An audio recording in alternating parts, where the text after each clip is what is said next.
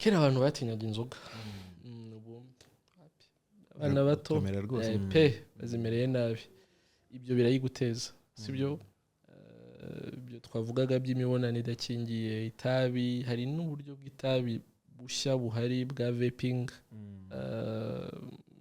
shisha hari uburyo by the way shisha na vaping biba birenze itabi toxine kurusha itabi risanzwe bitewe n'ibintu bashyiramo urabyumva byose biragenda bikegeranya bikagenda byica uburyo umubiri uteye n'uburyo wikingira tayari uburwayi bukazamo ubwo rero ni ukwigengesera pe nta yindi gahunda ubundi ukabaho neza ugakora siporo rwose usabane ntibahore barakaye stress isigaye itera kanseri iratera kanseri kuva kera stress igutera ko igifu kirwara igifu cyagwara igihe kirekire bakazakivura paka kivuyemo kanseri nukuri nta heza hisi cyo ni icyambere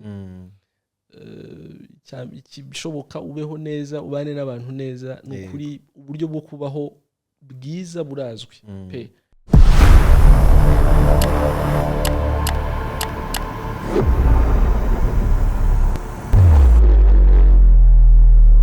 twongeye kubaha ikaze kuri The Eric Shaba Show. Uyu munsi turaganira ku ndwara ya kanseri. Ntabwo turi bubigemo cyane ngo tuvuge ibintu by'ubuhanga cyane, ahubwo turasubiza bimwe mu bibazo ushobora kuba wibaza cyangwa se tuguha amakuru y'ibintu byinshi cyane ushobora kuba utazi. Icyo ukwiye kumenya ni uko indwara ya kanseri iri hafi yacu, iratwugarije, ni abavandimwe, ni inshuti zacu bayirwaye, kandi iyo ndwara iyo umuntu ayimenye atinze hari igihe bitagenda neza. Dufite umutumirwa yitwa Dr Achille Manirakiza, ni umuganga uvura kanseri mu Rwanda, afite amakuru menshi cyane. Ukurikira ikiganiro urakuramo ibintu bigufitiye akamaro ndetse n'abagukikije, inshuti zawe n'abavandimwe. Ikaze kuri The Eric Shaba Show, tudusige twenyine. Ese ukeneye ibintu byiza wakwigurira ubwawe cyangwa byo gutangamo impano ukabibura? Muri Vanisi Gift Corner hari amasakoshi meza, amasaha meza, parufe nziza cyane, amashenete n'indi mikufi ndetse na furari z'ubwoko bwose. Hari kandi ibikapu n'inkweto abana bajyana ku ishuri, ariko hari n'inkweto abana barimbana mu birori. Niba ukeneye Crocs, ibipupe n'ibindi bikinisho bitandukanye nabyo birahari. By'umwihariko rero dufite indabo nziza cyane ndetse n'amabox yo gushyiramo impano. Duhamagare kuri 0782 665 97661 cyangwa utwandikire ku mbuga nkoranyambaga zacu. Dukorera i Remera ku Gisimenti muri basement y'inyubako ya Ikaze House mu muryango wa 6. Turabategereje. Dr. Yes Eric. Karibu sana. Asante sana. Uba binejeje cyane kukwakira kuri The Eric Shaba Show. Aciye iminsi nishimiye ko byaciye mu rwose. Manishimye. Hari ikintu cya mbere nari suko ngutumira ntari nizeye kuzaza. Ariko mu buryo bumwe cyangwa ubundi naravuga ngo bizagorana. Ariko ubonye ko biciyemo nibuta. Naravuga ngo bizagorana. Amahirwe menshi numvaga uzambwira uti reka nkubwire. Kwideplace mvuko kwa muganga nza kureba bizangora. Waje nkaguha iminota 10 kwa muganga. So uko wishe n'ukuntu wicaye relaxing. Biranejeje byata. Birashoboka ko imivurire cyangwa se akazi ko muri industry yanyu bitakikaze cyane nka kera. Byose bivana n'uburyo umuntu yipanga. Harimo misi umuntu aba afite ushobora kwaranja ukwe, hari n'indi kabisa rwose udashobora gukoraho. Hari misi mu cyumweru yego niyo waba se buriya kiretse Imana iguhamagaye wenda ubundi ugomba kuba uri mu kazi 100%. N'indi misi uri free. Hari imibare urwego rw'ubuzima Minisante bajya batangaza bavuga ngo u Rwanda umuganga umwe savinga abaturage bakavuga ngo intego ni ukuzamura iyo mibare ikazamuka. Iki kibazo ni wumva atari ngombwa ntubizi ko umwuga wanyu hari ibintu bivugwa n'ibitavugwa. Nkawe wakira umubare w'abantu bangahe ku munsi wawe uri busy? Ni ikibazo cyiza. Ahantu nkorera ntabwo twakira abarwayi benshi. Ugereranyije n'ahandi tuvura kimwe.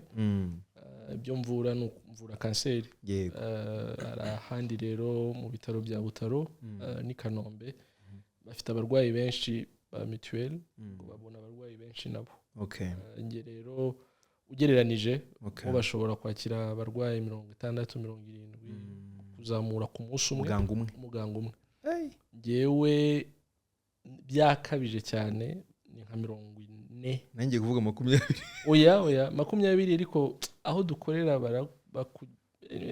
bari benshi ariko 40 maze kubagezaho umunsi umwe wendaho ariko kenshi ni hagati ya 20 na 30 40 ni benshi ni benshi iyo ufite nk'abashya mugomba kwicara mukaganira yego nice akantu ko kuganira ku bantu mutakurikiye neza ni Dr Achille twamugarutseho cyane mu kiganiro twakoranye na Masafi niba mwarakirebye ubaye utarakirebye wasubira inyuma mu biganiro twakoranye ukabanza ukakirebaho akantu ko kuganira uvuze Masafi yakavuzeho ubwo mbega ndasaba abantu ngo baguhe indabo zawe kubera ko Masafi yaravuze ati umuntu bita Achille Imana yo mwijuru niyo nyiza muhemba basically yabivuze ashingiye ku kuntu indwara muvura itandukanye nuko umuntu yajya kwivuza ibicurane nuko umuntu yajya kwivuza imvune cyangwa se wenda abandi bakora muri service zo kuvura igisebe donc ibintu byoroheje ni indwara nyine no mu mutwe umuntu atayishyiramo kwigoyemo no kuyumva aba numva byanga bikunda umuntu uyivura cyakora muri iyo service mu buryo bumwe cyangwa ubundi akwiye kuba anifitemo impano y'ubumuntu yo kuganira yo gutega amatwi ukaba uri umuntu mwiza de nature so uku umeze niko wahoze uri cyangwa bitewe n'akazi ukora siko nahoze ndi mu by'ukuri abantu barakura bagakura mu mwuga n'ukuri pe ku bwanjye kuva na kera mu ishuri bajyaga babwira umubyeyi wanjye ko no mu bizamini nihuta wagira ngo hari ikintu mba ngiye gukora ku bwanjye uko nteye ibintu byakagombye kwihuta ariko nyuma gahoro gahoro uko umuntu akura mu mwuga uko ugenda uganira n'abantu naje kumva neza ko icyambere kanseri ni ikintu kiba ku muntu nk'icyago yego si ibihe byiza si evenement nziza kandi ihindura ubuzima bw'umuntu hari ababana nayo kugera bitabye Imana hari n'urwara kitwa kwa kiza ariko n'ubundi gahoramo kumva umuntu abaye cancer survivor ikaba identité burundu iyo rero iyo winjiye muri iyo niyo nabyitiranga muntu mu by'ukuri ko bifite bihoraho mu bitekerezo byawe ko wigeze kwirwara cyangwa se uyirwaye icyambere ubifata nk'uko umuntu yaba yinjiye mu muryango mushya ni experience nshya ni ubuzima bushya bagiye kujyamo kuko rero tuzamarana igihe kandi wowe abonye bwa mbere agomba kugira nibura experience nziza n'abantu cyaba afite muri we kitoroshye experience yakagombye kuba nziza niho bijyanishamo kuvuga ngo rero ni iteka no guhora niga gusubira inyuma ugasingiye urwaye singiyewe centre d'attention hari undi imbere yanjye uri imbere yanjye hari ibyo akeneye ibyo rero nibyo nifuza rero gutanga buri gihe ni akazi gahoraho kwikosora gusubira inyuma uvuga uti wenda sinabigenje neza uyu munsi bikaba n'igihe usaba imbabazi rwose umugore akamubwira uti ashobora kuba naguhutaje ashobora kuba bitagenze neza ari n'ibyo ukuri utazi ariko arimwo navuga ko abantu bakura kandi rwose ndashima Imana yuko gukura ku bwanjye ndi kubibona nizera rero ko n'imbere bimeze neza ariko de nature wapi uzi ko icyo gisubizo maye kirantunguye biteye ubwoba kuko nkanjye ndakuzi umuntu ukuzi gutyo yagira ngo nyine ahubwo ashire ko yarabaye nk'umupadiri urabona ukuntu abapadiri bayimereye umuntu witonda utego matwi donc nyine wa muntu muhura ukumva isugira amahoro yo mu mutima. Yego none si imputaza abantu banyuze neza. Yego kandi si ukwiyobeka cyangwa iki n'ukuri guhora mu bitekerezo byawe uvuga ko hari abandi bababaye kandi ibyo ufite atari byo bikomeye kurusha iby'abandi. Niba rero hari icyo umuntu yafashisha undi nicyo yakora, ariko shabanzi neza barazi yuko rwose nta umupadiri barazi yuko ntitonda muri ubwo buryo ntabwo ndi umusazi nanone ariko no gufashanya niyo nzira nabiha. Thank you so much. Tuguhaye ikaze. Murakoze cyane. Kariburi sana kabisa. Yitwa Dr. Achille Mana Irakiza. Twari turi kumwakira hanyuma turahita twinjira mu nsanganyamatsiko yacu y'umunsi aricyo gice cy'ikiganiro cyacu cyitwa Tubivugeho.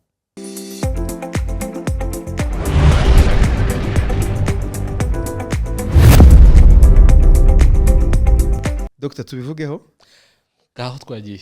Murakoze cyane. Now mu nsanganyamatsiko yacu y'umunsi afite ntabwo nifuza ko tuganira kuri cancer mu buryo ndabyita ngo iki, ku buryo tubiganiraho nka science. Nshaka ko tubiganiraho nk'ikintu umuntu wese abasha kumva. Niyo nsanganyamatsiko nahisemo uyu munsi. Afite kuntu iyi ndwara imeze, umuntu ashobora kwandikaho ibitabo byinshi. Ndabizi namwe muhora mu bushakashatsi butajya burangira, kandi ngira ngo haraka ango umuntu afata wakarangiza ugafata kandi wakarangiza ugasubira kuri ka kandi nyine birakura. So nge nifuza ko uyu munsi tuza kuganira ku bintu abantu benshi bashobora kuba bibeshya kuri cancer. Now ubwo duhise twanzika mu kiganiro. Iyo abantu bavuze cancer, ndabizi wowe uri umuganga uvura cancer, uyifite amakuru menshi cyane kundusha na benshi cyane mu badukurikiye. So iyo abantu bavuze cancer, ni ikihe kinyoma kimwe kimwe gihatse ibindi gikunda guhita kikuza mu mutwe wenda ukavuga uti I wish they knew? Kimwe utoranye muri byinshi cyane uzi ko ngubu bise biba byinshi biracanye uhita ubibona bimanuka gutya ni byinshi kuri screen rwose. Ahubwo bitera se ko ari byo byinshi ndahera kuki koko oya icyaba ndabyumva wanyumvise nakumvise okay ndi gushaka contraire ubu okay ndahera he kweli okay reka noneho nkugarurira ikibazo. Okay, we nk'urugero rw'ibyuzi abantu bakeka bidahuye n'ukuri. So imbaye ni giye ubaye it's okay, yongeye kuba niwe muntu wa mbere umbajije ikibazo. Nene nategereje umuntu uzatinyuka kuvuga ati hama hamwe nze nkubaze. Ariko niteguye byata. So niki ujya wumva abantu bavuga wenda bari cyo kidahuye n'ukuri? Ego. Okay. Kiraza n'ubundi kiraza mu kibazo cya kabiri nagomba guhita nkubaza. Abantu benshi bazi ko cancer bihwanye n'urupfu. Ubwo bise bihura neza. Ikibazo cya kabiri nagomba kubaza ngo ese kanseri nyine umuntu yirwaye aba yakatiwe urugo gupfa? Urupfu rero nk'ubuzima ntawe ubigena. Okay. Ngiye kuba umufilozofe. Ushyizemo ubwenge bwinshi. Ndibugucange ariko urumva niyo mpamvu mu by'ukuri n'ibyo bajya batwigisha mu mashuri ngo umuntu adafashe imiti arwaye uburwayi asigaje amezi angahe kugira ngo apfe, biriya bintu rwose ntawe ubigena. Ntawe ubigena. Ni nk'uko umuntu atagena uko abaho ni nako atagena uburyo ari bupfe. Now kanseri zose zigira ibyiciro. Yego. Ibyiciro mvuga ni ibyiciro bivanye n'aho uburwayi bugeze. Hari ubutangira kuvuga ngo hari aho bwatangiriye mu mubiri, mu bwonko se, mu ibere, mu mara n'ahandi, bukagira n'ikindi cyiciro bwa burwayi bukura bukajya hanze y'aho bwatangiriye. Umurwayi ufite uburwayi bukiri hasi ntabwo aganirizwa kimwe n'uwo bwasakaye. n'uburyo tumuganirizamwo si kimwe. Aho ndi kuganisha ni hari uwo uzatindaho umuganiriza kuko uzafata muzakorana igihe kihuse kirimo ibintu byinshi, kubagwa, imiti, hari ijambo dukoresha ariko abantu badakunda bita gushiririza, nibyo bita radiotherapy, byinshi cyarimwe kugira ngo tumuhe chance yuko birangiye aba mu gihe cy'akaruhuko nta burwayi agifite. Now hari abandi nabo dutindana kuko mu by'ukuri tuba dushaka ko uburwayi bwabo nibyo bwarasakaye, ariko ese ntabwo ndi bubyite kubworoshya, ariko ese twabuvura nk'uko wavura diabete cyangwa pressure, kuko ni ibintu yego n'uburwayi ariko abantu ntabwo bakibifata nk'ibintu bikomeye muri iyi minsi. Iyo mpamvu rero umuntu turaganira igihe kugira mwumvishe ko bibaho, si ikosa ryawe kuba waje bingana uko bingana, bibaho rwose, reka noneho twiga uburyo tubana nabyo. Icyo gihe rero hari n'undi uza rwose pe byenda kurangira, ukabibona rimwe na rimwe ukabibwira abamwegereye. Abanyarwanda ntiturafatisha neza ku kantu k'urupfu. Ahandi bafata ko umuntu yarabayeho azagera ahabeho apfe, gusa twebwe urupfu buri gihe ntabwo dufitanye umubano mwiza nabwo, kandi ntabwo twakagombye mu by'ukuri, ntabwo ari iby'u Rwanda. So kenshi rero ugomba kuganiriza umuryango kugira ngo ntugire ibindi utekereza, expectations zidameze neza, ukababwiza ukuri uti rero umuntu wanyu turabona bishobora kuba biri burangire. Byoroshya ikiganiro, byoroshya ibyo batekereza n'uburyo nabo bipangamo. So kanseri zose rero ntabwo zica. Hari nuko n'ingero nyinshi natanga, hari abantu tujya tugira bamara imyaka myinshi barwaye. Umwe twagize warwaye imyaka igera muri 15 ntibeshye, rikishwe n'ikigori. Yari ikigori kirayo. Kandi ubwo umuryango yarishwe na kanseri, ikigori cyaramuhitanye umushere. Nibyo ubwo ni ukuvuga wa mugani ni igeno ry'Imana nafa. Ahubwo rero tukiri aho, wambajije ikibazo noneho naje ugitekerezaho, reka nyigusubize. Kimwe mu bintu abantu bakunze gufataho kanseri, bafata ko yandura mu buryo busa nk'aho igituntu cyandura. Umuntu bakamushira ku ruhande, kagira agakombe cye, ikiko cye, saniye, nkaho wagira ngo ntago agomba kubana n'abandi. Ibyo bintu rero bikora ku mibereho y'abantu bacu. Hari n'abana bato tugira barwara wenda bari mu gihe cyo gushaka, kera ukumva umugabo aravuze ati rero urabizi ntabwo nzabana n'uriya nubwo yaba yakize, ntabwo nzabana nawe. Cyangwa umugabo yari ari kumwe n'umugore we bakavana kubera ko umugabo mu mutwe yumva ngo azahita yandura ya kanseri. Ntabwo byandura uko, rwose ntabwo ari uko, ntabwo bigenda uko. Ni ukuri muhumure, abarwayi ba kanseri ni abantu nkamwe nkatwe, si n'abantu kuvuga ngo ni babandi, no ni bari muri twe alafa. Kandi ibihe bibindi rimwe muzabona bose barakize bameze neza, bafite uburyo babayeho babana n'uburwayi, bamwe abandi barabukize. Ni ukuri nta mpamvu zo kuba kato ko wenda ngo banduza, ntabwo byandura uko. Ni indwara itandura. Ako nari nanze ukinjiramo ko nari nakibikiye. Ikiganiro ni kimwe mu biganiro binshanze mu buzima, kuko ukuntu nyine nagiteguye, ufite ukuntu urimo kugenda ukora kuri buri kantu ngavuga now haba hari icyiciro cy'abantu. Urabona hari nk'ukuntu bavuga ati malaria yibasira cyane, ntabwo ari batwite n'abana. Kanseri haba hari abantu yibasira cyane, cyangwa se iyo bagezeho isya itanzitse mu kinyarwanda cyumutse nuko nguko bonde. Mbega anyway, ego hari ibyiciro bya kanseri bigira umwihariko. Hari igihe wenda ibyo nkoramwo by'umwihariko ngewe, kanseri zikunze gufatirana abantu baba bayifite mu miryango, bavukana icyo cyago cyo kuba barwara bihereye muri ADN yabo.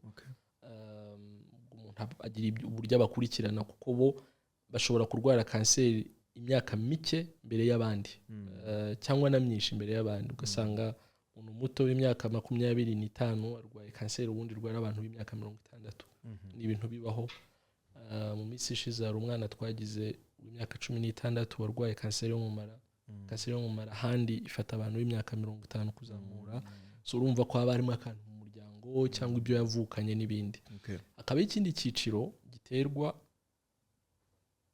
mu byumve neza hari icyiciro cy'uburwayi bwa kanseri buterwa nuko bagize indi ndwara yandura uvuga ngo urugero hepatite B C urayirwara utayivuza ikataka umwijima nabi cyane wa mwijima ukavamo kanseri sibyo ya kanseri ntabwo izandukira undi ariko no kuvuga ngo icyanduje icyateye ko ya kanseri izana ya hepatite ibyo nabyo bifite uburyo bizamo sibyo hari hepatite ijya kwandura kimwe na sida VIH so kenshi rero birahuzwa icyo cyiciro cy'abantu bakora bafite ibyo bakora byabatera hepatite nabo bashobora kuba barwara kanseri hakabaho n'ikindi cyiciro cya kanseri y'inkondo y'umura kenshi nayo abantu bari navuga hafi 99% iterwa na virusi yitwa human papilloma virus iyo nayo yandura mu buryo bw'imibonano mpuzabitsina ikingiye ubu hari urukingo ariko mbere y'urukingo uburwayi bwari busakaye ubwo rero hari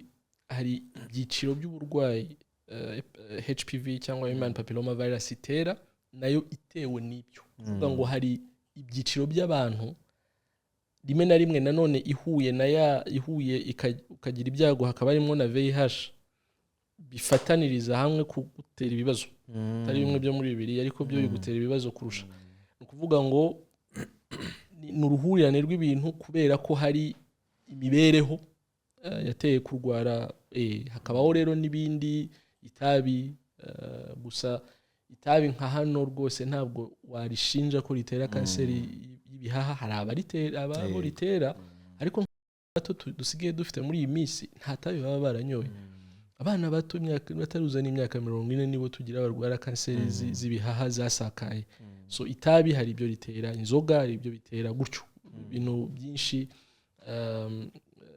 mibereho runaka cyangwa lifestyle runaka itera ko alafa umuntu arwara kanseri yego wow numvaga iki kiganiro kitari buze kuba science none ndumva birangiye ariyo na uri bunshikire ngiye kubaza ikibazo gisekeje ariko ugerageze igisubize oyo sorry ugerageze ikisubize mu magambo umwana cyangwa umuntu mukuru utaragiye ku ishuri kubyo abasha kubyumva kanseri ni iki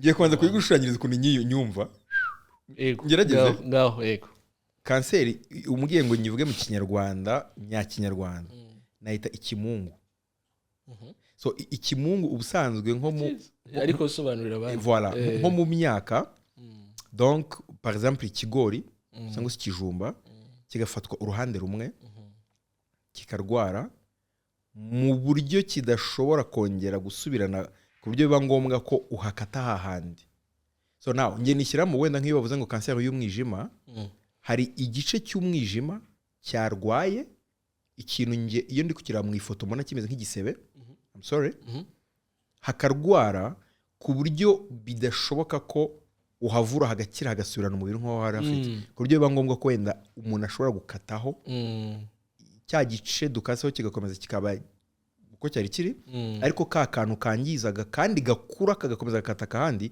kakavaho iyo niyo kanseri ntabwo ari nibyo ariko ni igisubizo kimwe muri byinshi kubera ko uri kurebera kanseri mu buryo bumwe bw'ikibyimba cyangwa ibyo wakwita biri solide ariko si bwo bwonyine kuko hari ibyo nyine biri bikomeye nk'ibyimba nkuko ku mwijima bumwe mu buryo bwo kuvura no gukata harwaye ariko ntabwo buri gihe biza nk'igisebe kenshi kiza ari ikibyimba cya kibyimba ukagikuramo hari n'uburyo umwijima bawuvanamo bagaguha undi nabwo uri nk'uburyo bwo kuvura yego gusa ubwo ni uburyo bumwe bwo kubirebamo kandi mu by'ukuri ntabwo waba ugiye kure y'ukuri ni ikimungu nyine ni ikibyimba kigutera paka kivuyemo cyangwa ukakigabanya uko kingana nibwo wabona uko gishiramo ariko hari ubundi bwoko bwa kanseri bufata mu maraso ari naho ndi gushaka kuzana ibyo bice byombi kugira ngo ngusubize yego hari kanseri yo mu maraso itaza buri gihe ari ikibyimba itera nk'uko umuntu agira umuriro akananuka akapima mu maraso bikazamuka cyane ariko ikibazo cyaratangiriye mu musokoro icyo gihe rero ugomba kumuvura uvura umusokoro ko niwo uburwaye noneho muri icyo gihe ukavura no mu maraso hose kubifata nk'ari ikibyimba gusa byoroshya kandi ni parti imwe gusa hari izindi parti zombi nazo zigomba gutekerezwaho kandi rero ngusubize usubije uburyo bwiza bwo kuvuga icyo kanseri iri wafata ko reka nanone ngusubize muri siyansi turi kuri buri muntu aravuka agakura uko navutse ngana ntabwo ari kungana uburyo byagiye habayeho transformation umuntu akagenda akura paka ageze igihe cyo gusaza no kwitaba Imana wenda nta cyamubayeho cyamutwara hakiri kare ikibaho kuri kanseri nuko ubwo buryo busanzwe bw'uko ibintu bikura bikagera aho bigapfa kanseri yo ntabwo ari iyo iravuka mu gihe gito igakura vuba vuba ariko ntipfe ni ukuvuga ngo buri gihe mu mubiri habaho fenomene zo kuvuka no gupfa buri gihe natwe turi muri iyo fenomene uko twe dutinda habaho ni nk'umusatsi ndaguha urugero rw'umusatsi umusatsi urakura ukagenda kuri salon bakawukuraho kongera ugakora nuko sibyo ikibazo rero cya kanseri ubwayo irikuza ikabura ikintu kiyica kuko mu mubiri hari fenomene nyinshi zigenda zituma za selule zigenda zipfa kanseri yo ntipfa niyo mpamvu irakura ikarenga bwa bushobozi bw'umubiri bwo kuyikuza ikarenga bwa bushobozi bw'umubiri bwo kuyiha amaraso ikarema uburyo bwayo bwo kubona amaraso ikarema uburyo bwayo bwo kubona oxygen umwuka n'ibiryo noneho yarenga hahandi yatangiriye igashakisha ahandi ijya urumva so si ikimungu uburyo uri kubusobanuramo ahubwo ni uburyo bwo gukura budasanzwe burenze umubiri nawe ukagerageza ukarwana ariko ugatsindwa buri gihe n'ibyeko mpaka ubwo umuntu avuwe hari ibintu uvuzeho mu kanya hari wenda nari kuza kubibaza ariko reka mpite mbibaza bikirimo neza ni ibiki dukora twe kuko hari ijambo wakoresheje fesi nari nanabizi ko hari ibintu umuntu akora wakoresheje ijambo comportement imyitwarire bikaba byaganisha kuri kanseri ni ibiki dukora cyangwa ubona abantu bakora birimo ibyago byinshi byo gutuma bagira kanseri dusubiye kuri cya kibazo ni nk'aho ariho turi n'ubu nibyo byose twavuze mu by'ukuri hari ibibazo byinshi ubu ku isi bose bitushira kuri risike ubu kera abantu batinyaga inzoga abana bato bazimereye nabi ibyo birayiguteza sibyo ibyo twavugaga by'imibonano idakingiye itabi hari n'uburyo bw'itabi bushya buhari bwa vaping shisha hari uburyo by the way shisha na vaping biba birenze toxine kurusha itabi risanzwe bitewe n'ibintu bashyiramo urabyumva byose biragenda bikegeranya bikagenda byica uburyo umubiri uteye n'uburyo wikingira tayari uburwayi bukazamo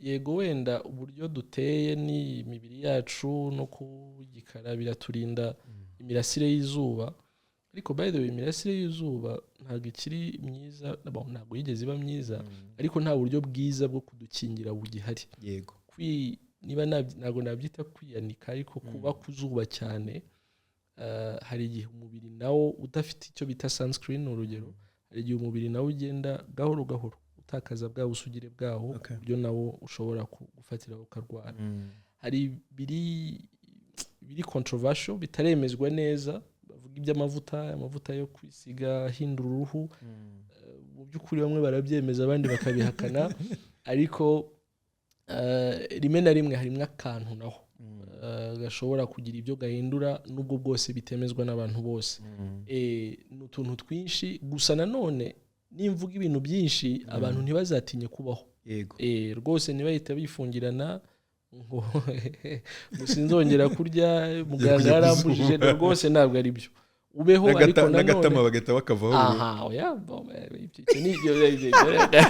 ntabwo ndi bubyijije mwe ni imyemerere y'abantu ariko ikiri ngombwa ni uko ibyiza turabizi niyo turimutse tukajya mu bibi nabwo turabimenya umuntu mukuru ibyo urimo kenshi uba ubizi ibyo urimo ubwo rero ni ukwigengesera pe nta yindi gahunda ubundi ukabaho neza ugakora siporo rwose usabane abantu ntibahore barakaye stress isigaye iratera kanseri kuva kera stress igutera ko igifu kirwara igifu cyagwara igihe kirekire bakazakivura paka kivuyemo kanseri ni ukuri nta heza hisi icyo ni icyambere ikishoboka ubeho neza ubane n'abantu neza ni ukuri uburyo bwo kubaho bwiza burazwi pe hari ahantu nahoze numva ku isi bita hari ibihugu bita bibiri muri blue zone ibyo bihugu kenshi ni ibihugu biba biri nk'ibigwa bya Caraïbes n'ahandi abantu babaho imyaka myinshi babaho imyaka myinshi barya ibiryo byoroshye kimeza amafi ibimera rwose babayeho neza nta stress babibyinira bameze neza abantu babayeho aho hantu uburwayi bwaho buri hasi cyane ntabwo ndi kuvuga ngo ureke kubaho ureke gushakisha ariko à la fin ko tuzabisiga se tuza umuntu abeho abane neza n'abandi surtout ibishoboka bikore bidashoboka nta kundi kuko ibyo byose ntakubeshye yego ntawe uzamenya ikimutera kanseri ariko byinshi dushobora kubyirinda byinshi dushobora kubyirinda kabisa yego harimo amasomo akomeye nk'uko kandi bivuze buri muntu mukuru wese abazi afite umuntu wese uzi ubwenge iyo warengereye urabimenya niyo byakunanira handi kugera ku rwego biba addiction umutima ubizi ko ushaka kubivamo ariko wenda ukabura imbaraga voilà hari ibyo nishyizemo ko abantu benshi barwaye kanseri bashobora kuba bagera kwa muganga batinze nta bushakashatsi nabikoreye ni assumption byaba bifite aho bihuriye no kuba wenda kanseri iyo ikizi kikwinjiramo utabimenya itakubabaza ahubwo wenda ukazabimenya nyuma ku kigero runaka kera hari ibintu bajyaga bavuga anyway ni nako bikimeze hariho agakoko gatera sida hakabaho na sida so bihinduka sida cya gihe ibyuririzi byatangiye kugufata ari bwubabara ari bwugira gute sino ufata imiti imeze neza uregendana ukabaho ukaba wazicwa n'urupfu rusanzwe so kanseri nayo iyo ikugezemo ntuhita ubimenya kugera ku rwego ubabara ari uko byageze ku rwego rwo hejuru ni ikibazo cyiza ariko ndashaka kuvanaho urujijo kanseri si indwara imwe yego kanseri si indwara imwe ni ukuri habaho ubwoko bwinshi bwa kanseri nabikomojeho mvuga ko hari izi ibibyimba hari izo mu maraso n'ibindi ariko kandi ni nk'uko buri gice cy'umubiri gishobora kugira kanseri yayo yihariye ubwo ni ukuvuga ngo ibimenyetso urugero bwa kanseri yo mu mara ku mugabo ntibizamera nk'ibimenyetso by'umuntu ufite kanseri y'ibere cyangwa ya prostate bigira ibyihariye byabyo gusa kenshi nanone hari uburwayi wita ko bugaragara urugero menetse umutwe cyane bidahagarara bitavanwaho n'imiti nkatangira kuruka bya hato na hato ushobora kugenda nkisuzumisha cyangwa kwivuza bakama imiti yo kubabara umutwe kugeraho umuganga azavuga ati ariko umutwe wawe ntusanzwe reka dukore ikizamini bagasangamo ikibyimba icyo kibyimba cyavuyemo uburwayi bwa kanseri ibyo uvuze mu by'ukuri ntabwo uri kure y'ukuri hari gutinda kwacu kw'abarwayi bavuga ngo ukuri ibimenyetso ufite shobora kubivura nafata ka paracetamol nafata ka Buscopan biroroha muri farumasi barayimpa hari no gutinda kw'abaganga nyirizina bavuga ngo nibisanzwe n'umwanya muto reka tubirebe reka tuguhe umuti turebe uko bizagenda uzagaruke mu byumweru 2 nyuma ukagaruka nyine bya bibi nkorora iki n'ibindi gusa rero hari n'izindi kanseri ziza zicecetse pe ubundi kazagutera ubona inda yabyimbye amaguru abyimba ahantu hose habyimba ukazasanga mu nda haramaze kwangika cyangwa umwijima waramaze kwangika ntabwo rero uko gutandukana rero kw'amakanseri kuzatuma ugira ibimenyetso bisa cyo ni cyambere hari bizaza bikabisa bisakuza cyane imiriro iki hari nibindi biza bituje kandi rimwe na rimwe bitatera umuntu guhita kwajya kwivuza now ndongera shiremwo akandi kantu bavuga ngo umurwayi ufite amakuru kenshi abo tugira bagira amakuru n'abantu kenshi baba bajijutse barize bafite assurance z'uburyo runaka kandi badasaba ibintu byinshi kugira bagere ku muganga uvura kanseri uwo ashobora kugera ahantu bafite ibikoresho byose bagahita ko bamuvura undi uriyo uri kure wanza kureba umujyanama w'ubuzima rimwe na rimwe atazi ibimenyetso byose nabo sibo igihe baba batabizi cyangwa batabyumva neza hakageraho akazarinda atinda mpaka ageze ku bitaro bya Butarose Kanombe n'ahandi ku buryo ushobora kubara nibura kuva igihe ibimenyetso byatangiye n'igihe aboneye muganga uvura kanseri akanyuramo umwaka urenga 2 wenda ntabwo yari yageramo mu Rwanda ariko amezi menshi ageramo rero ntushobora kumugereranya n'umuntu waje akagera Faisal cyangwa mu yindi privé akavurwa bagahita bamuhuza n'umuganga uvura kanseri ako kanya mu mwanya muto akabaravuwe birarangiye yaragiye so haracyarimo disparity haracyarimo ibibazo byinshi ariko gahoro gahoro abantu bagenda babivamo gutinda rero kuri ku mpande zombi abarwayi abaganga ushaka kumva ko ibintu byoroshye shuguri kumva ko reka akantu koroshye reka fata gati biroroha ari ugasanga nyuma biba ibindi bibazo yego birumvikana now hari icyo twavuzeho mu kanya nifuza ko tugarukaho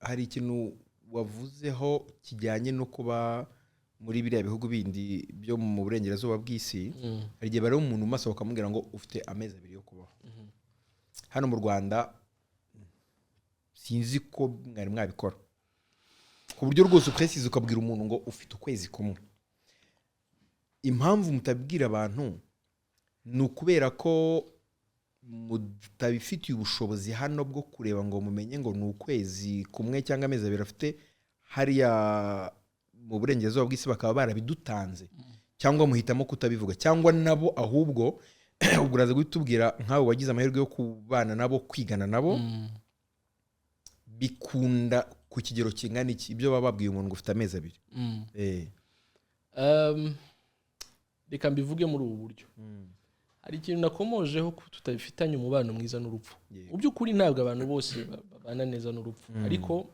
reka nguye ingero zoroshye hari igihe nigeze kwicara muri ibyo bihugu uvuga umurwayi araza aravuga ko yiteguye icyo kiganiro cyari cyarabaye ntahari aragaruka baramubaza ati witeguye ute muganga niko yamubajije avuga ati genda yiteguye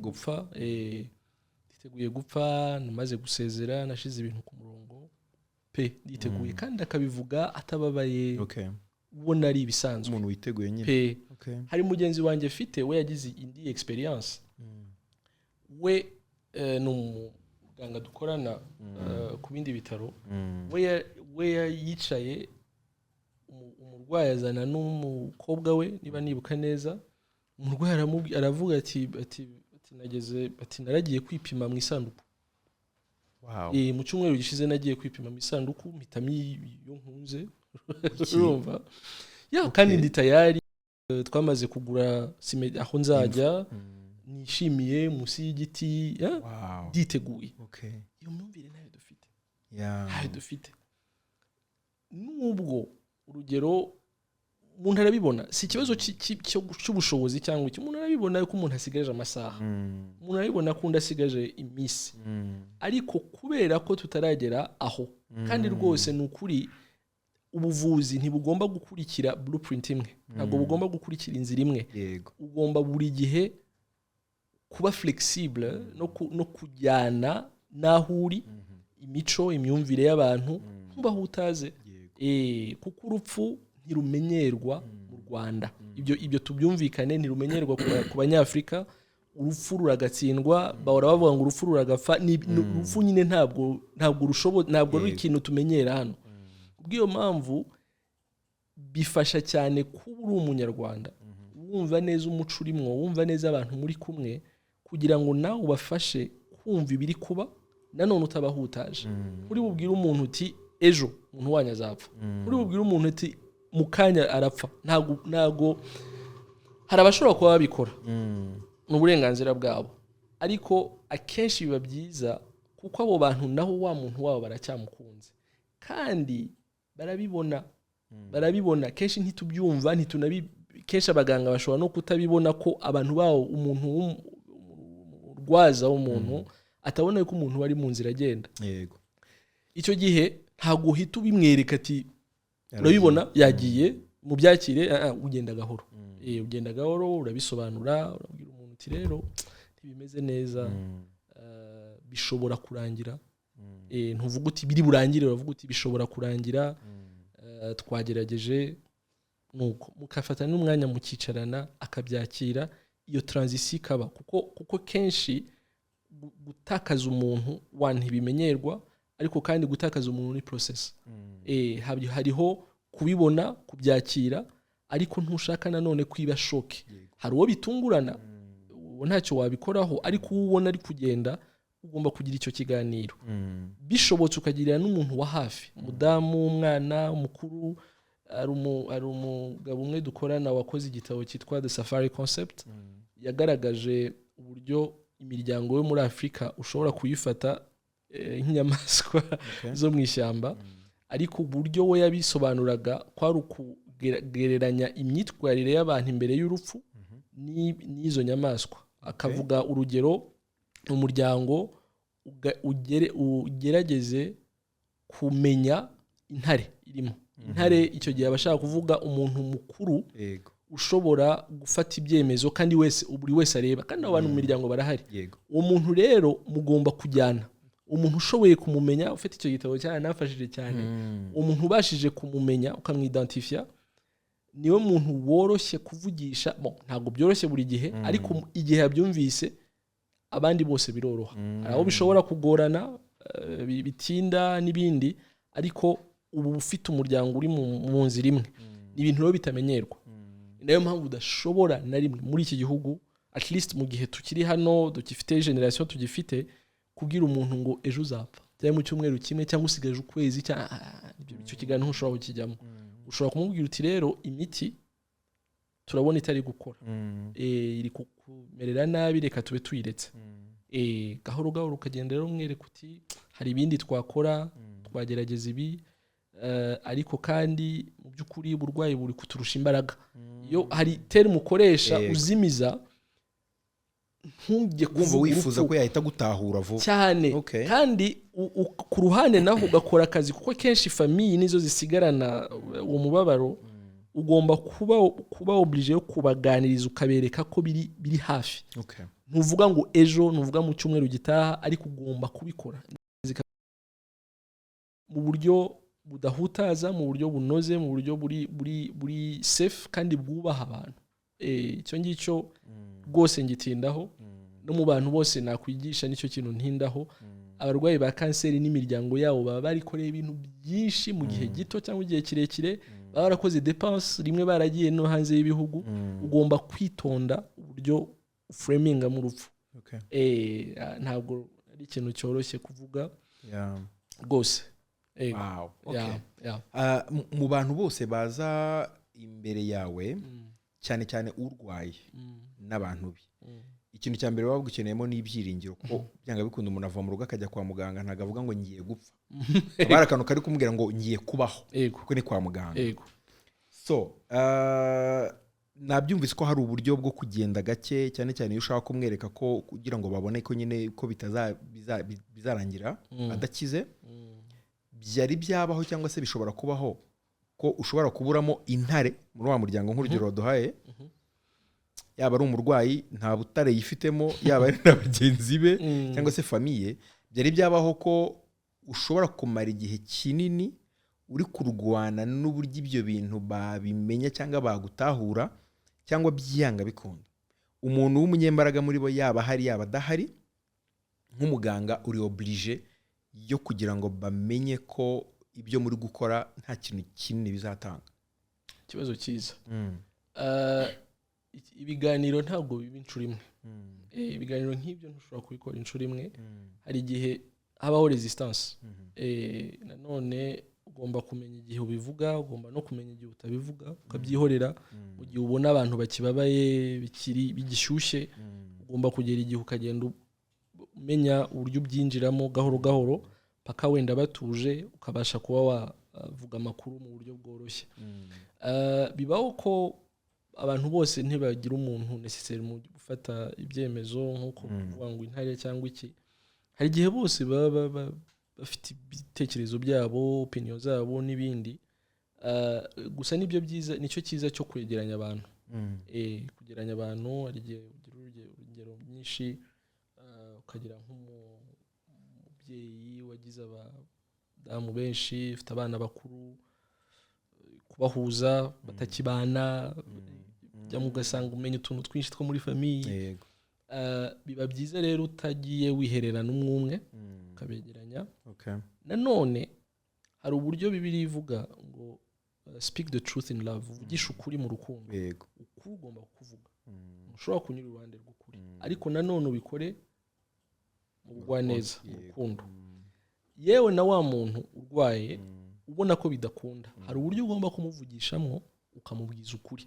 Ibyo ndi kuvuga abantu banyumve neza, ntabwo ari ukuvuga ko umuntu atagomba kuvugisha ukuri kubera ko ikinyarwanda kidusaba kubeshya mbere y'urupfu. Oya, ugomba gusobanura kuvuga uti rero ntibishoboka, kandi nyuma ya hano nta kenshi igikurikiyeho nuko umuntu yitaba Imana.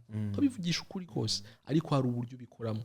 Iyo rero bitagenze neza, iyo udafite uwo muntu, iyo ubona abantu bafite ibitekerezo byabo bashira hamwe, bagusaba kuhura n'umwe bishobotse wabikora, ariko nanone ntushobora kubikora abantu batanu. Umuntu uzagenda umuganiriza ukwe, biba byiza begeranye, ibibazo byose bakabibaza. Ushobora no kubibabwira kare, ibibazo byose mufite mubibaze, hari ibindi bije nyuma twakongera tugahura tukaganira, ariko ntushobora kuvuga telefone umwe. Oya, paka abantu bose begerane tuganirire hamwe. Kenshi rero utubazo tuvuka kubera kutamenye bikemurirwaho. Kandi kenshi by the way abantu bo mu muryango bamenya umurwayi wabo. Ari umurwayi ubushaka kenshi no kumenya amakuru, bakaba bakwemerera ati rero umurwayi wacu ko tumuzi umubwiza ukuri nta kibazo, cyangwa akakubwira ati rero ari fragile, tugenze gahoro, wenda ntitubimubwire, bishobora kurangira, ukagira nabwo uburyo abimenyamo. Gusa ikintu udashobora kwirinda na busa nkatwe, ntushobora kuvura umuntu atazi icyo arwaye, gusa ari bye, sishobora kubikora. Hari imiryango rero idusaba ati umukecuru wacu mureke yisazire neza, rero ntabwo nzamuvura. Niba mudashaka ko bimenya, n'ubundi ntacyo nzamufasha, kuko nagira ibibazo ari ku miti niwe uzabigira, si mwebwe. Ugomba rero kumubwira uti ibibazo bihari kubera ko ni imiti uri kuyifata kubera kurwaye gutya. Ibyo byo ni ihame ryo mu mwuga wanyu. Absolument. Nice. Abantu bari kureba ikiganiro, hari amakuru menshi byanga bikunda bakiriye cyangwa bari kwakira batari basonge bafite. Nubwo numva mbere yuko tuzoze ndi bugusabe ko twazongera byibuze indi shuri imwe twongera tukaganira. Ndagushimiye ko wemeye. Wenda nzagusange mu busitani bwaho ukorera, ariko tukunde tuganire. Now abantu barimo kugureba ikiganiro, ni iki kimwe wifuza ko basigarana mu mutwe cyane cyane abanyarwanda? Amakuru ni menshi turimo kuganiraho hano, ariko ubaye uhitamo ko hari ikintu kibwe basigarana mu bijyanye n'ibi turi kuganira cyangwa n'ikindi uri gutekereza twatavuzeho, icyo kintu cyaba ari igiki? Ikibazo rero mbajije kimwe, ntabwo ndi bukubwire iki kimwe kirabyara ibindi. Okay. Ariko reka mbikubwire gutya. Nta kanseri si byacitse. Mu Rwanda kanseri iravurwa igakira iyo imenyekanye kare. Umuntu rero najya arwara, ni ukuri ntumufate nk'aho byamurangiriyeho, isi yubamye cyangwa ibindi, ni bibaho. Kandi arakurikiranwa. Abaganga ubu tumaze kugera muri hafi 25 niba ntibeshye. Ni ukuri uburyo bwo kuvura burahari. Icyo rero nisabira abantu, ni ukuri ahubwo nemera Imana, ndakijijwe, ndasenga, ariko ni ukuri niwumva kanseri muri famiye rwose ntuzabishyire ku ruhande, rwose uzisuzumishe. Nuyumva muri famiye rwose, niba hari ikintu cya mbere wakora, wabaza kuruta uko ubishyira ku ruhande. Wabaza uti ese ngewe ibyago byanjye ni ibihe ko numvise yanyegereye? Muri famiye mvuga nabo muva indimwe, musangiye amaraso, atari umugabo n'umugore, ariko abo musangiye amaraso, umuvandimwe, umubyeyi, kuzina mubyara wawe n'ibindi. Nuyumva uzabaze kuruta uko ubyicarana, cyangwa ngo ujye mu byumba by'amasengesho cyangwa ibindi, rwose uzabaze kurusha, kuko ibyago biba biri kukwegera kuruta uko nta bundi buryo bwo kubyirinda uretse kugira amakenga ukabaza no kwivuza. Nicyo kintu cyonyine. Yego wenda ngiye cyane mu byo nkora mu by'umwihariko ngewe n'ubushakashatsi dukora, ariko nicyo kintu kimbabaza kurushaho.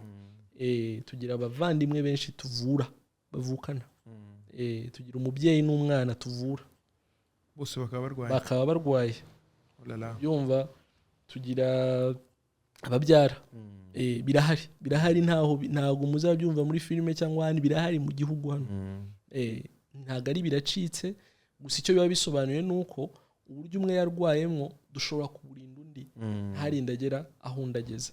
Nayo mpamvu nanone aho bita bigarukira n'umuntu urwaye, ntabwo ari icyago kibi cyo kuvuga ngo ntabwo nzabivuga.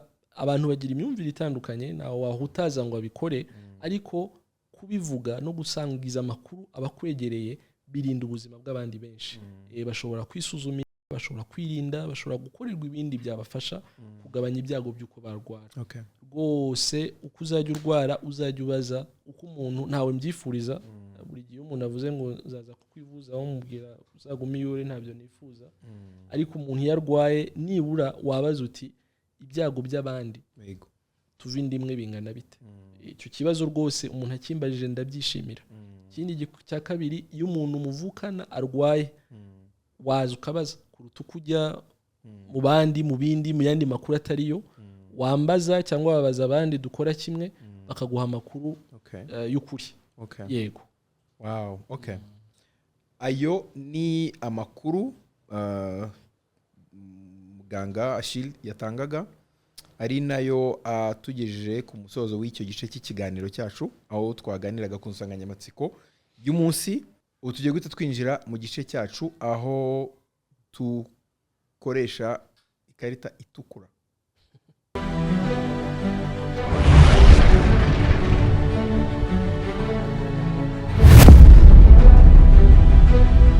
Iyo nguhaye amakarita abiri gutyo mwana mfite ibyiringiro uko ubu nguhaye y'umutuku byaba ari ikibazo, ariko ubwo nguhaye ebyiri ni sawa.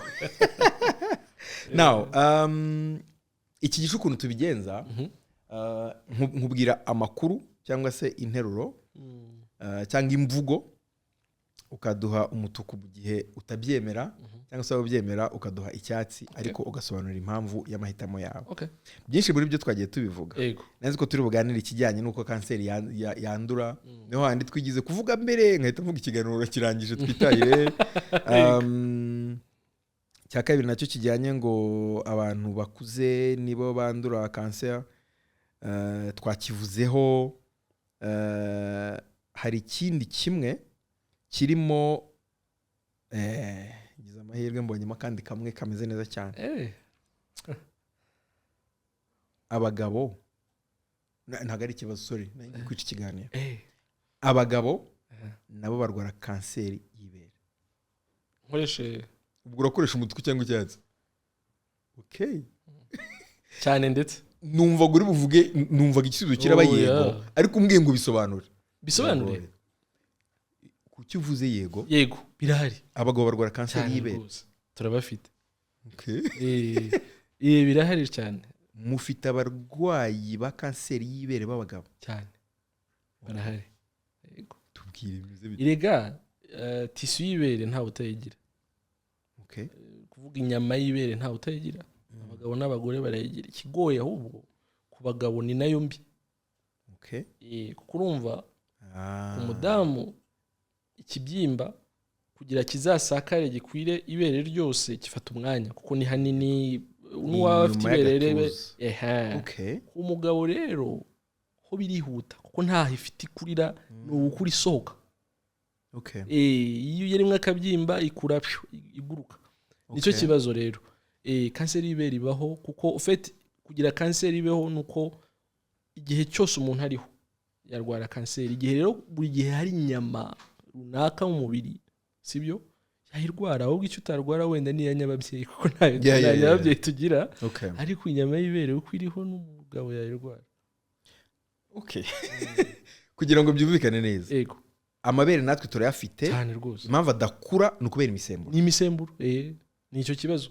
Okay. Icyo rero nicyo cyateye urujijo kuva kera kuko urumva bavugaga ngo kuko nta misemburo y'abadamu abagabo bagira. Okay. Niyo mpamvu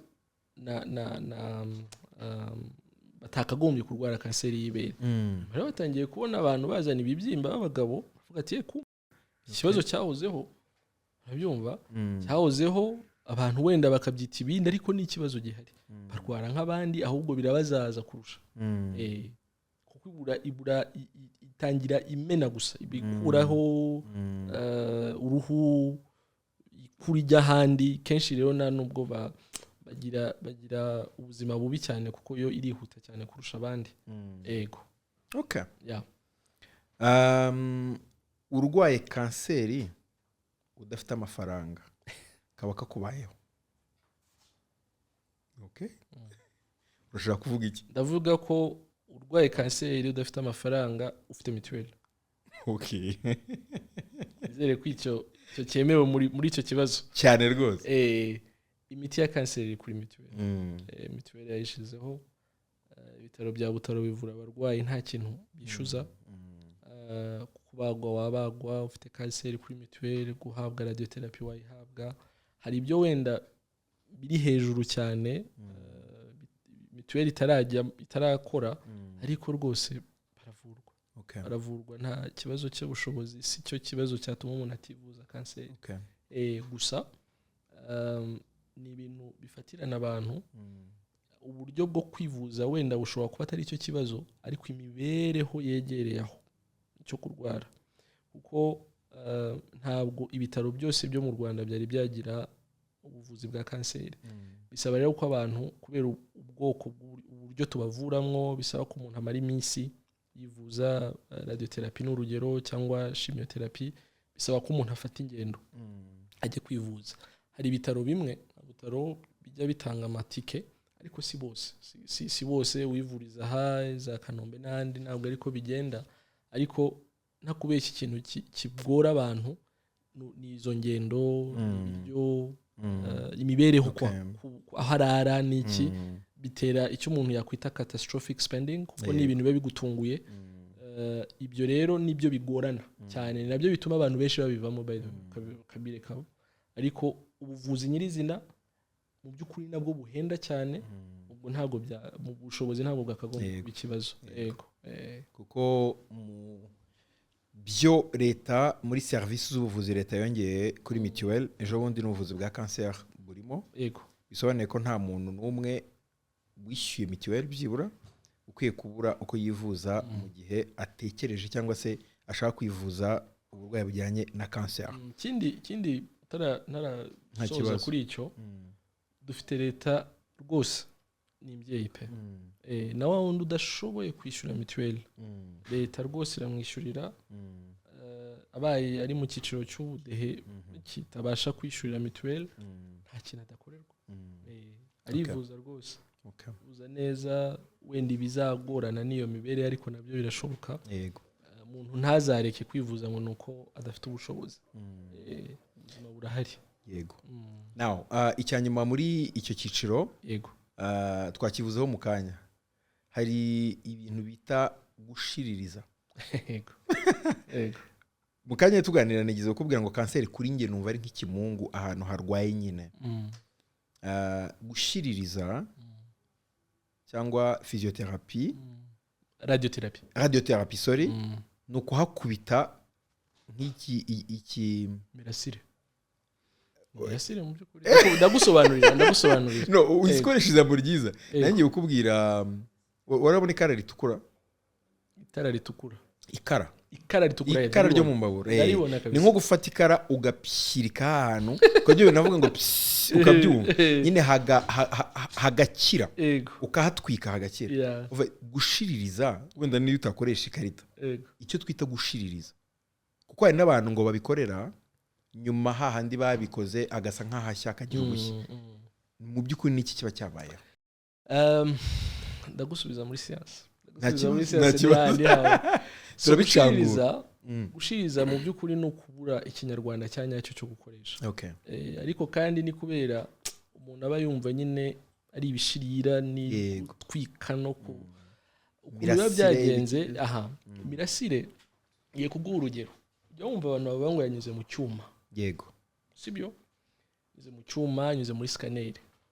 Siyanse ni imwe. Y'imirasire y'icyuma na scanner ni radiotherapy. Kubera iki? Kubera ko imirasire tuvuga ni urumuri. Ni nkuko wenda ufashe urumuri nkarukwegereza, icyo ndi bubone inyuma yawe ni shadow, ombre. Sibyo?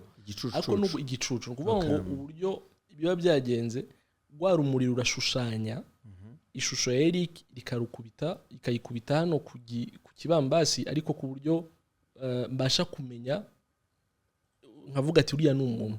Simbesha kumenya ngo ninde. So rwa rumuri ugiye urwongerera voltage, volt.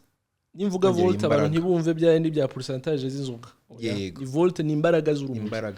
Uko ngenda nongera imbaraga z'urumuri, ngenda ngira demarcation igaragara neza. Nka scanner noneho.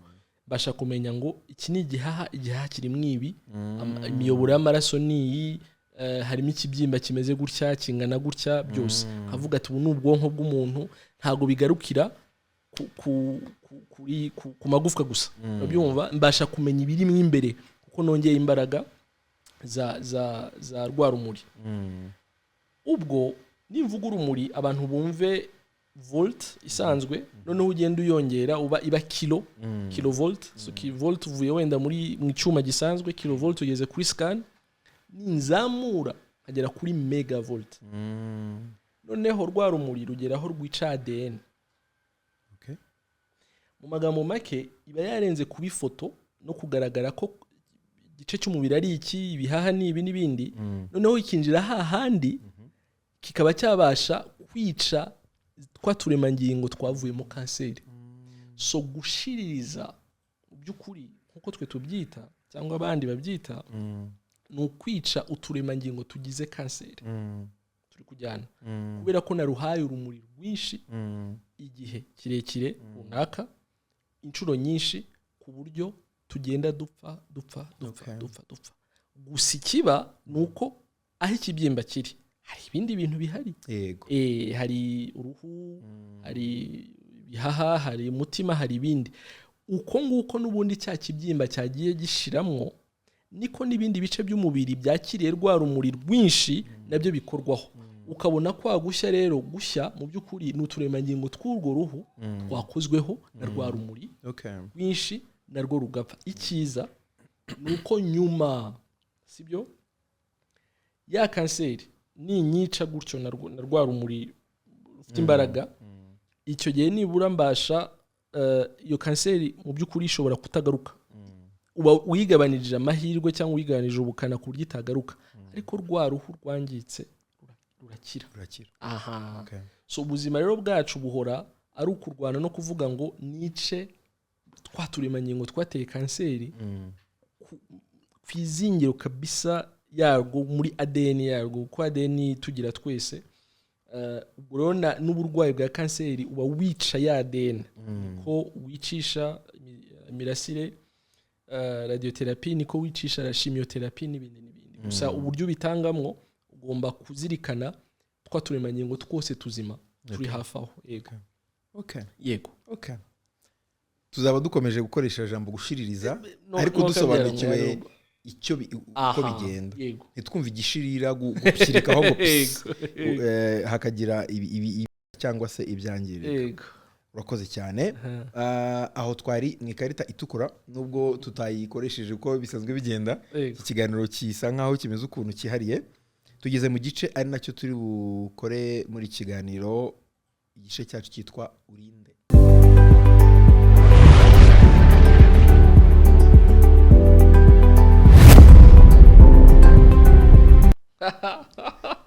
aha rero noneho humura wenda cyose ngo humura humura nyikuye hehe now iki gice tuganiramo utuntu duke cyane ko kugira ngo abantu bakumenye ariko nyine ntago ari ukubaza ngo uvuka he ukomoka akareka hari ubuvuzi bw'indwara bwinshi habaho amagufwa imitsi igifu mu nda n'ibindi byinshi kuki wahisemo kanseri ikibazo cyiza nayihisemo kuko bwiwe nakuze nta nibura nyuma y'uko ndengeje imyaka 4 nakuze nta papa mbona kandi icyo nicyo gihe umenya umubyeyi umenya bikwegereye n'ibindi suko nagendaga nganira rero na mama arambwira ati papa yishwe na kanseri nakuze mu by'ukuri mama yafashe neza ko uko agomba uko ashoboye ambera mu by'ukuri impande zombi z'umubyeyi papa na mama ariko urumva ku muntu w'umuhungu ari uburyo bukeneye umubyeyi w'umugabo yarabonetse ariko uwo nakwita papa njye umbyara yapfuye afite imyaka 4 ubwo rero icyo gihe yarwaye kanseri nkura rero mu mutwe wanjye nzi ko ngomba kubivura ko naravugaga ngo niba ariyo yamwishe byagenze bite kuki ari we yarwaye kuki yarwaye do ibyo bibazo byose ntabwo rero wavuga uti nzayivura kugira ngo abandi itazabahitana mu by'ukuri nacyo umuntu yakwifuza yuko abana babo babona ababyeyi babo abana babona ababyeyi babo ariko nibura abantu bagira amakuru abantu bagira amakuru bamenye bati umubyeyi wanje yishwe n'iki bashobora kukwegera bakakubaza ati byagenze bite arwaye kubera iki kuki yarwaye cyane izihe biye byagoge nanjye nagira kugira ngo ndware nkuko byamugendekeye ibyo rero ni ngombwa byabaye ngombwa ko mbijyamwo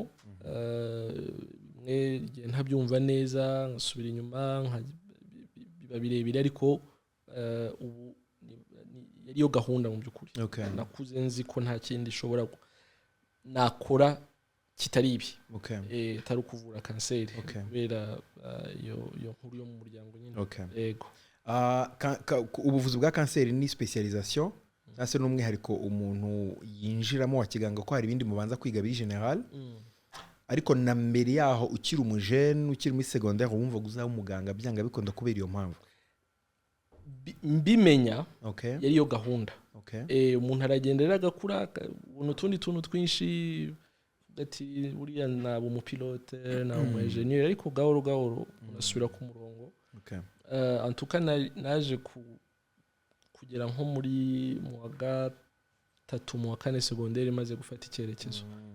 Ubwo rero cyari gisigaye kwa ari gufata, ntabwo nize secondaire na primaire mu Rwanda.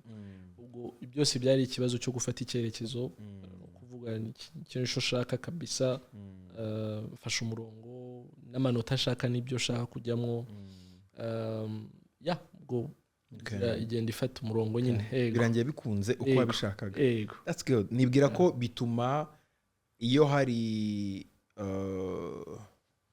abo ugize uruhare mu gutuma bakira, hari icyo biba bisobanuye kuri wowe. Yego. Ni icyo kintu. Ibyishimo. Yego. Merutse kubona umuntu navuye ari muri famille bari gusangira. Birakunezeza. Ushobora kumva ibyishimo. That's good. No kuvuga yego ntabwo ari umuntu aba ari umwe, ntabwo warabikoze wenyine, harimo abandi baganga benshi nawe ubwo ari ibyo aba yarakoze, aho uvuga uti hari uko byagenze, cyo nabashije gufasha, vura ku gihe, mubwira amakuru ku gihe, arihuta, n'ibyishimo rwose. Ni ibintu bitamenyerwa, guhura nawe ari kugenda muri siporo, ari kubaho, ari kuganira mu bandi mu makuru, atanga ibiganiro, ibyishimo bidasanzwe. Nta kintu wabinganya. Niyo pride, no kuvuga ngo yanyuze mu bihe bikomeye ariko ubuzima bwarakomeje, yiteje imbere, ariho. Hari abajya baza bakampa invitation, abasore cyangwa umubyeyi akavuga ati wa mukobwa wawe disi agiye gukora ubukwe, turagutumiye, ukabona arishimye, ukabona barabyaye, ni umunezero rwose. Wow, biraryoshye byahatari. Hari abantu benshi bakunyura imbere, hanyuma bamwe muri bo byanga bikunda birangira bidakunze. Iyi mibare ngiye kubaza, nibiba ngombwa ntuyitange, nibiba ngombwa uyitange. Yego. Imibare myinshi y'abantu bakugera imbere mu 100, abenshi nabo birangira bikunze bagakira bagasubira mu buzima busanzwe, cyangwa abenshi nabo birangira bidakunze ko bakira. Navuga ko ari bijya kungana. Okay.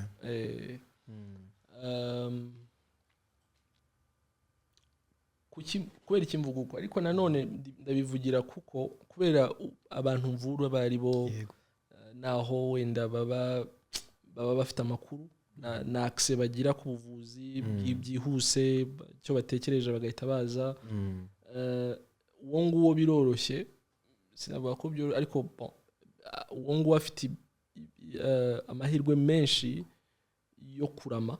Yego. Kuko aba yihuse, ufite n'iryo tandukaniro kenshi. Sivuga ko n'abandi wenda batagira access byoroshye batazarama, ariko ikintu cya access ni shingiro kuri twese, ku bantu bose. Icyo ushoboye kugeraho malheureusement ntaho bitari, ibihugu byose byo ku isi abantu ntabwo bagira access zimwe. Yego. Ntabwo ari umwihariko w'u Rwanda cyangwa ahandi. By the way, mu Rwanda tunagira access kurusha ahandi hamwe mu bihugu duturanye. Umuntu uzagira access rero azagira amahirwe menshi yo kurama. Gusa rero ni nawo mwihariko. Abantu benshi ubu twavuye baracyahari, hari n'abandi wamumaranye imyaka myinshi yarakize akazaza kugusura, aza kuzana abana, azana umuryango, ukamubona mu bindi. Abo ngabo barahari, n'abandi rero bitagenda neza. Abo rero navuga mu by'ukuri nta mibare mfite neza mu mutwe. Yego. Ariko nafata ko biri kujyana, bijya guhura mu by'ukuri. Yego. Okay. Hanyuma umuntu araje, mukoranye urugendo, cyangwa abantu mukoranye urugendo rutari rugufi rwo kumuvura, wenda mumaranye igihe gito. Nibwira ko abantu baje mu buzima bwawe nubwo baba baje kureba nk'umuganga urabamenya. Bamwe hari igihe bafite nimero zawe mukavugana kuri WhatsApp mu buryo bumwe cyangwa ubundi, cyangwa se kuri uba wihuta ujya mu kazi harabusanga ku ntebe bagutegereje ukavuga amakuru meze ute. Nyine hari uburyo bumwe cyangwa ubundi ugenda ubamenya. Hanyuma hashira amezi 2 cyangwa umwaka cyangwa ukwezi kumwe, wa muntu ntongere kumubona kuri ya ntebe, bakubwira ngo wa muntu yarapfuye. waramumenye uzi amazina ye, uzi abana be, uzi igihe agira anniversaire, uzi ko akunda kwambara umutuku, uzi wenda ko akunda kuza afite akaji k'inanasi, urumva uwo muntu bumuzi, ubyakira gute? Cyane cyane nk'umuntu au départ bigitangira wari ufite gahunda uvuga uti nicaye hano kugira ngo uyu muntu azabeho, ubyakira gute? Nicyo kigoye cyacu, akazi kacu ni kamenyerwa. Rwose ushobora kuvura umuntu wari uzi ko ibyo ngibyo uvuze bikarangira bitagenze neza. Gusa urupfu nanone ntirumenyerwa nk'uko nahoze mvuga. Ngiye kuvugisha ukuri, yego, kuri kuzuye. Ntabwo mbifata nk'ibintu bisanzwe ko mu myaka maze shobora kuba twariho turavugana nk'uku ejo cyangwa ejo bundi nkumva ngo witabye Imana. Yego, ni ibintu bimaze kuba nk'ibyoroshye, ni ibintu bimaze kuba routine, yego, ni ibintu bimenyereye. Yego, ikintu bibyara malheureusement nuko utangira kumva ko ari urupfu nyine, ibintu bibaho bisanzwe, ibintu bibaho. okay, urababara ariko voilà, ni parcours nyine araba uko yabayeho, birarangira kitaba Imana, ni ibintu bibaho. Now ndabizi yuko mu by'ukuri urupfu ni biracika mu gihugu, ni ibintu bidasanzwe pe, twagize na histoire itari nziza mu gihugu pe, ni ibintu byumvikana. Gusa hari uko ugenda uhura narwo cyane, hari ikintu kigenda gipfa muri wowe. Ntabwo nabyita ubumuntu, ariko hari kuvuga ngo ya sensibilité yo kumva ko nyine wababara cyane cyangwa igice cy'amarangamutima byangiye. Okay, now ntabwo ari byiza, ndabizi yuko rwose nkeneye ubuvuzi, nyine kujya kwisuzumisha ku baganga bo mu, ntabwo ndi bubyita abaganga bo mu mutwe, ariko abaganga bavura imitekerereze mentale, ariko ntabwo ku bwanjye ni ibintu ntabwo nkibitindaho. Ntabwo ari byiza, ni n'uburyo twakwita coping mechanism, ariko nanone ni ibintu ntatindaho kuko bafite abandi ngomba gutekerereza. Urakora commiseration, ukabwira abantu n'ukuri ntibisanzwe, mukicarana, binashobotse ukajya mu kiriyo, ariko kuko ugomba gutekereza undi abandi iki, ntabwo ushobora kubitindaho. Ibyo rero kenshi ntabwo nabyita ibyiza, ariko kenshi gikunze kubaho nuko abantu bacu iyo bitabye Imana urabimenya, kandi ubimenya mu ba mbere. Yego, hari abukurikirana kumva yarimutse, yagiye ahandi, yagiye mu kindi gihugu, okay, cyangwa koko yitabye Imana ntihagire n'ubimenya, bibaho ariko ni gake. So abo bikunze kumenyekana ni nk'abo, ako nk'uwo urugero nk'uw'ikigori Imana yankozeho, kuko none se tumaze iki? Utangira kwibaza ibi byose twakoze umwanya wose, amafaranga abantu batakaje, à la fin yakishwa n'ibitangaza. Ni ibyo nyine ntabwo umuntu abimenyera, gusa nanone ntabwo umuntu abitindaho, kandi ni ikibazo cyacu, ni ikibazo cyacu kuko tugomba gukira. Yego, yego. Okay, katsoza ikiganiro. Yego. Dusoze ngushimira. Yego. Thank you so much kubona umwanya kwicara tukaganira mu buryo bumwe cyangwa ubundi. Aya makuru yarakenewe, abantu bari bayakeneye, nari nyakeneye, abadukurikira bari bayakeneye. Rero merci beaucoup. Hanyuma tubashimire namwe ko mwakurikiye ikiganiro mukabana natwe. Nibwira ko mu buryo bumwe cyangwa ubundi hari byinshi mwungutse. Nibidukundira bikamukundira, azagaruka twongeye tuganire ku bindi, cyane cyane kuri bwa bushakashatsi bujyanye n'uburyo abantu bagenda babihererekanya mu muryango. Ese numva hari ibibazo byinshi nakubaza numva byaba ikiganiro ukwabyo. So mwakoze kudukurikira no kuba kuri The Eric Shabasho. Ciao ciao.